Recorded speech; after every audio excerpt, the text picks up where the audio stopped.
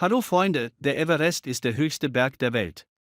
Die Besteigung des Mount Everest ist ein wahrer Traum eines jeden Bergsteigers, aber zweifellos ist es auch ein sehr gefährliches Abenteuer, und bei dem Versuch, diesen Gipfel zu besteigen, sind unzählige Menschen ums Leben gekommen. Jedes Schulkind kennt den höchsten Punkt unseres Planeten, doch die Geschichte der Entdeckung der Iris und das Schicksal vieler mutiger Menschen, die versuchten, ihn zu erobern, bleibt der breiten Öffentlichkeit ein Rätsel. Im heutigen Video erzähle ich euch, wie der höchste Berg der Welt ungewöhnliche Geheimnisse birgt. Könnte uns in extremen Höhen ein unbekanntes Leben verborgen bleiben, was zahlen Bergsteiger für die gelüfteten Geheimnisse? Wo auf der Erde kann ein Lebewesen leben, das Winter und Schnee liebt, aber nicht mit Menschen in Kontakt kommen möchte? Der Mount Everest kann ein ideales Zuhause für einen Schneemann werden, da nicht alle Hänge dieses Berges zum Klettern geeignet sind. Das bedeutet, dass es in vielen Gegenden nicht einmal eine einzige lebende Seele gibt. Es werden ständig indirekte Beweise für seine Existenz gefunden. Der Schneemann wurde nach 19.151 weithin bekannt.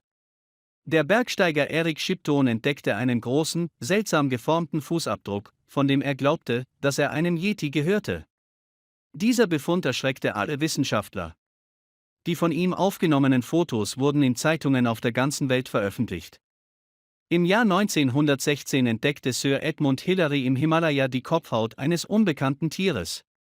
Zwar glaubte damals niemand an die Skalptheorie, Yeti-Spuren wurden auch später noch gefunden und viele davon durch Fotografie oder Videoaufzeichnung dokumentiert. Trotz der Tatsache, dass es immer noch keine schlüssigen Beweise für die Existenz des Yeti auf der Welt gibt es eine ganze Gemeinschaft, die sich dem Schneemann widmet. Fans des Yeti glauben, dass das mysteriöse Wesen einfach unmöglich zu fangen ist. Ihrer Meinung nach ist ein Yeti ein intelligentes, gerissenes und gebildetes Wesen, das sorgfältig vor den Augen der Menschen verborgen bleibt. Das Fehlen unwiderlegbarer Tatsachen bedeutet nicht, dass der Schneemann nicht existiert. Geister der Everest-Besteigung. Der Mount Everest wird seit jeher von Legenden und Geschichten begleitet. Viele Bergsteiger, die aus der Morgendämmerung herabstiegen, sprachen von ungewöhnlichen Phänomenen, die ein Zeichen für die Anwesenheit von etwas Übernatürlichem sein könnten. Natürlich lassen sich die meisten dieser Geschichten leicht entlarven, indem man sich auf den Wunsch der Erzähler beruft, berühmt zu werden, oder sogar auf Halluzinationen, die durch Sauerstoffmangel verursacht werden. Allerdings, wenn das gleiche Phänomen nicht nur von einer, sondern von mehreren Personen beobachtet wurde. Auf einmal und sogar zu verschiedenen Zeitpunkten fällt es oft schwer, solche Geschichten abzutun.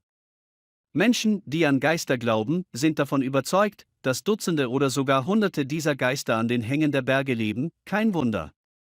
Wenn man bedenkt, wie viele Menschen hier gestorben sind, ohne den gewünschten Gipfel zu erreichen. In der Geschichte der Besteigungen gab es viele Geschichten über Begegnungen mit Geistern, so stieß beispielsweise Nick Escort, ein Mitglied der britischen Everest-Expedition, im Jahr 1917 darauf. Am Hang dieses Berges ein seltsamer und schrecklicher Geist. In einer klaren, mondhellen Nacht kletterte Nick von Lager 4 nach Lager 5. Er hielt sich an einem speziell befestigten Seil fest und die Sicht war ausgezeichnet, als er 60 bis 70 m über Lager 4 kletterte. Kemp hatte plötzlich das Gefühl, dass ihm jemand folgte. Er drehte sich um und sah eine dunkle Gestalt hinter sich. Der Bergsteiger glaubte, dass jemand aus dem Team versuchte, ihn einzuholen. Er hielt an, aber es hatte keinen Sinn, auf den Mann zu warten, der ihm folgte, obwohl Nick mehrmals anhielt und der Verfolger nie in seine Nähe kam.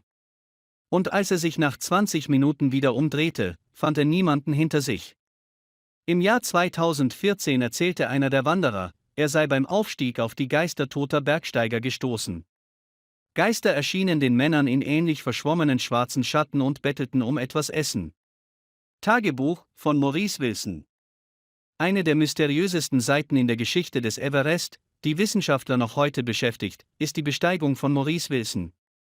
Wilson war ein britischer Flieger und Bergsteiger. Berühmt wurde er durch seinen gescheiterten Versuch, den höchsten Berg der Welt im Jahr 1913 zu besteigen. Er wollte den Berg erobern, um seinen Glauben zu stärken, dass ein Mann weder die Erfahrung noch die notwendigen körperlichen Voraussetzungen hatte, um einen so ehrgeizigen Plan zu verwirklichen. Im Ersten Weltkrieg wurde Wilson schwer verwundet.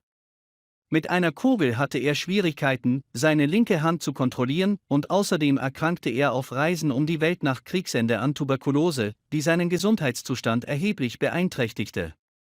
Ich in meinem Wunsch aufzustehen. Der Mann war jedoch unerschütterlich.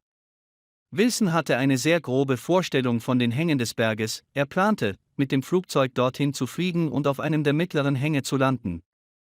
Allerdings dauerte die Fahrt nach oben deutlich länger als geplant. Der Berg entsprach überhaupt nicht dem, was sich die britische Armee vorgestellt hatte.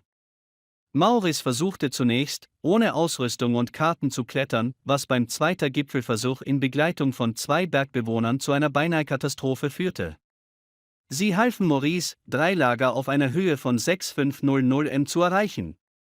Dort lag er 3 Tage lang ruhig in einem Zelt und litt unter starken Kopfschmerzen aufgrund von Unterernährung und Müdigkeit. Er verbrachte mehrere Tage dort und wollte nicht zugeben, dass seine Mission zu einem tragischen Ende verurteilt war. Und am Morgen des 31. Mai schrieb er einen großartigen Tag dafür. Stimmen der Vorfahren. Ist es also möglich, das Handgelenk selbst aufzuladen? Ja, und das Beispiel von Reinhold Messner kann dabei als Bestätigung dienen. Oben angekommen passierten diesem Reisenden jedoch viele schreckliche Dinge. Laut seiner Geschichte hörte er beim Aufstieg unbekannte Stimmen, obwohl zu diesem Zeitpunkt niemand in der Nähe war, nicht einmal eine Gruppe ging diesen Weg. Er glaubte, dass diese Geräusche für ihn Einbildung seien, doch die Stimmen ließen ihn nicht in Ruhe und Reinhold wusste, dass er den Weg hinaufstieg, der vor Jahrzehnten 2 britische Bergsteiger das Leben gekostet hatte. Wahrscheinlich sind sie nicht weggelaufen und haben ihn verwirrt. Reinhold entschied fest, dass er nach oben gehen musste, um seine Ängste und ängstlichen Gedanken abzuwerfen. Andernfalls wird es nur dank des Willens des Bergsteigers enden, der dem Tod entgehen konnte. Wenn Wissenschaftler eines wirklich befürchten, dann ist es, dass die Evelist im Müll ertrinken wird. Trotz der enormen Größe des Berges sind seine Hänge jedes Jahr überfüllt. Sie bringen Müll, hier sind Touristen und Kletterer. Der Weg nach oben ist schwierig, die vom Aufstieg erschöpften Menschen denken nicht viel über Ökologie nach. In den letzten Jahren gab es so viel Müll, dass sich die nepalesische Regierung an der Lösung beteiligte und es notwendig wurde, ein Dekret zu erlassen, nach dem jeder Tourist, der den Everest besucht, Müll vom Berg tragen muss. Es wurde ein Plan ausgearbeitet, bei dem Touristen den Müll in riesige, schwere Säcke packen mussten, der dann mit Hubschraubern abtransportiert wurde. Dieser Plan hat allerdings auch eine Kehrseite. Der alleinige Einsatz eines Helikopters zum Anflug auf den Hang aus nächster Nähe gilt als äußerst gefährlich. Auch heute noch werden Flugzeuge hier nur zur Versorgung des Basislagers mit Nachschub eingesetzt. Höher oben würden sich örtliche Helikopter nur im Notfall trauen, um Leben zu retten, daher besteht die einzige aktive Initiative bisher darin, den Bergsteigern selbst zu helfen. Jedes Jahr begeben sich hier mehr als 500 Menschen auf den gefährlichen Weg nach oben, und wer ihn zum ersten Mal findet, empfindet sogar die Müllabfuhr als gute Tradition. Und das ist alles für heute, Freunde. Schreiben Sie in die Kommentare, ob Sie das Handgelenk aufladen möchten oder nicht. Liken Sie auch, abonnieren Sie den Kanal und bis bald.